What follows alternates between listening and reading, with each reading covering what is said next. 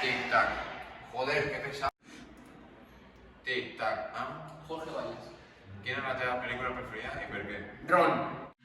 ¿De qué va esta película? De una noia que busca un tresor a ver si un Ron. ¿De quién director és? David Cannabis. Prefereixes mirar pel·lícules a casa o al cinema i per què? A casa, perquè és més barat.